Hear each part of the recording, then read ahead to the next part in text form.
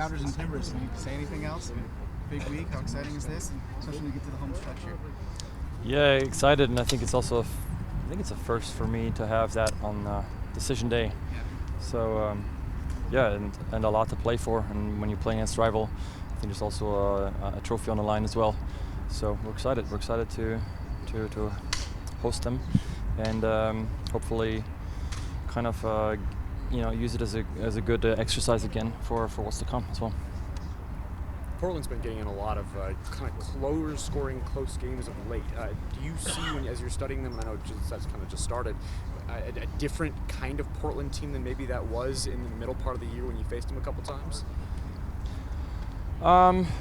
Okay, I still think the players that make them tick are still the same players that make them tick. I think Evander's had a phenomenal year. If you can eliminate the big players that they have, it's going to change the way they need to play to be successful. So I still think that they look for transition as well. So I don't think it changes too much.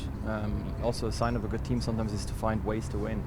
And if teams shut you down the way that you prefer to win, and you can still find other ways, it's a sign of a good team. So I think they're well coached. They know how they want to play, but obviously they can adjust a little bit as well. So like I said, this is a good test for us, and we look forward to it. It's going to be intense. You mentioned Evander there. How do you guys shut him down? How do you organize that defense to make sure he doesn't get where he wants to get? It's difficult because he's got multiple things that he excels at. So he can shoot from distance. He's good on set pieces. He has great vision and can follow that through with great technique. So he's a playmaker. We're also a finisher. So it's one of those guys that for 85 minutes you feel like you've locked him down, and then somehow he's able to change a game in one spell. So it's going to be difficult, but that's a challenge, and we need to have guys that are willing to make it as difficult as possible for him this weekend to be successful. Obviously, you guys put, I'm sure, plenty of pressure on yourselves whenever you play Portland, but you've got this long streak of not beating them at home here. How much of front of mind is that thing you guys discuss?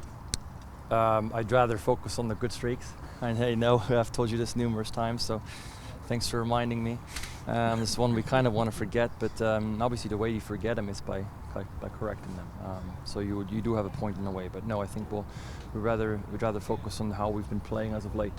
How we if we keep playing like that, maybe the last result against them would have been different. So always focus on the positives, focus on yourself, make sure that you respect the opponent, and they deserve the utmost respect. But ultimately, I think it's about us, and us finding ourselves in that position is a good spot to be in, because I think we have confidence, we know what we can do, it's upon us to do so. Speaking of you all and finding yourself, how has the play in the midfield kind of helped you with this new sweep that you're on in two phases, A, in terms of defending, and then the transition and going down the pitch? Yeah, I think we've had some minor adjustments all over the shop. I mean, it's nice to have Christian come into the middle, where I think he takes pride in being an engine, and sometimes when you're a little bit on the right side, it doesn't rub off on as many players as when you're in somewhere in the middle of the park. And so him having a chance to be in the middle, I think it rubs off on everybody, and he's relentless. He keeps going. We already have I'd argue we already have another engine on the right side with Alex. I mean, the work rate that he puts in, it's great. So it's spreading.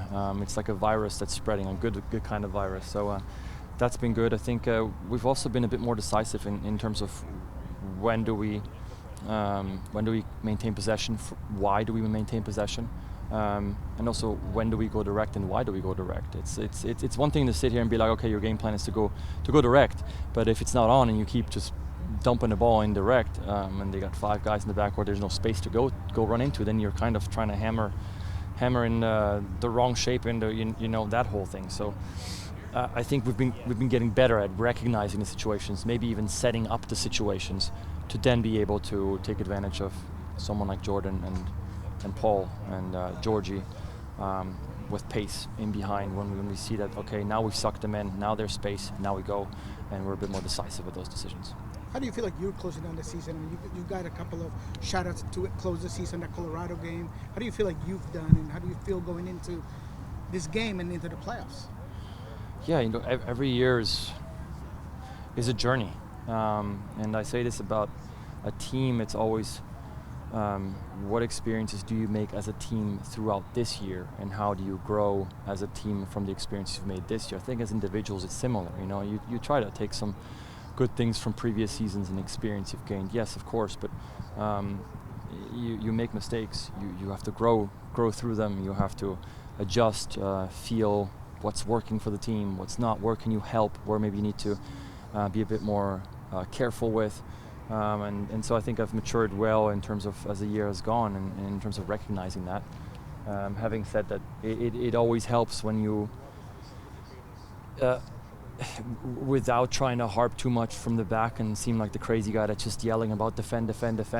But if everybody buys into it and takes pride in keeping shutouts, it goes a long way. So the pressure keeps mounting more and more. The longer you have a shot streak. For us to have 3 in 7-8 days, whatever it was, it's a big deal. So again, just keep taking pride in it, keep working hard, because nothing's free. And I appreciate everybody's work. Early in the season, you guys spoke a lot about how even though the results weren't going your way, the process you were pretty happy with. Has anything, though, changed in terms of the process over these last few months where the results have also gotten so much better? Yeah, the process, I think, deep down, or when you dumb it down, it's you got to show up and work every day, whether the results are coming, and especially, I would say whether the results are not coming, but especially if the results are coming. Then it doesn't mean you can't just relax and take your foot off the pedal and everything will be good. But for us, I think we always believed that we had quality in the team. We had tiny little things that didn't go our way, and so we would not get rewarded with points. And at a certain point, you need points. It's not just about, it's a process and it's handy dandy and we're progressing, getting better. You do need to find results at some point. So, and then when they finally do happen, obviously that helps your confidence. But what it certainly cannot do is change the fundamentals of what got you there, which is hard work. I think we've always had that, but like I said, in terms of tactically, I think we've learned to be more decisive in what we want to do and when. That's what I see from behind when I stand there and watch everybody else run and do their thing. It just seems more deliberate, and I think because of that, maybe we can also be more explosive. Energy expenditure is finite, and so when we pick and choose, we can do it more explosively and more deliberately, and it's more likely that we can be successful. Steph, obviously, FIFA President being here today, some great events coming to Seattle next couple of years. Obviously, you guys playing in the Club World Cup at Lumen. Just your reaction to all this, whether it's the President being here today and the great events that are coming for you guys in this city with the game in the future. Yeah, I heard he flew in all this way just to see a Swiss artist art piece. If he wants a commission, he knows a guy. So, but no, in all seriousness, it's incredible to be able to look ahead and see what's coming to Seattle. Club World Cup, the names are massive for us to be able to host games. It's a great test run, I think, for what's to come with World Cup.